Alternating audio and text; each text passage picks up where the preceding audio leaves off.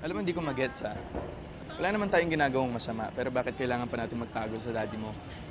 Give it time, okay? Yan daddy ko nga, praning yan sa lalaki.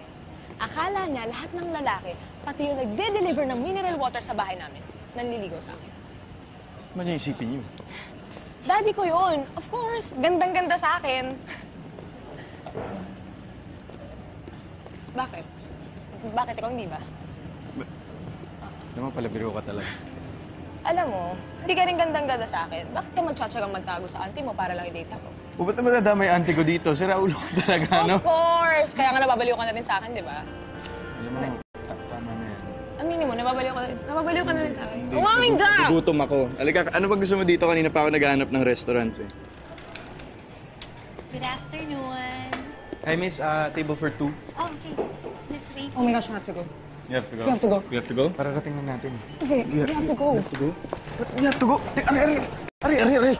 Sandali! Tayo nagmamadali. Yung daddy ko! Nasa restaurant yung daddy ko! Sigurado ka bang daddy mo? Hindi ako pwede magkamali. Daddy mo nga! Huwag ka! Tago.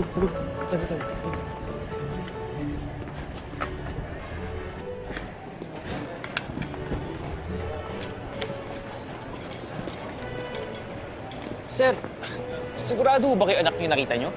Eh, kundi si ano yun eh, bakit tumakbo? Tumakbo, oh. Oo eh. Kasi nakita ko, dahil may kasamang lalaki. Eh, sino yung lalaki? Hindi ko alam. Pero parang namumukhaan ko eh.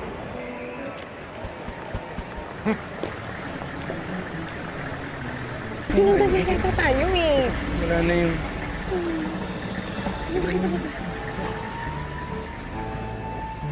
Hi, Daddy. Good afternoon po.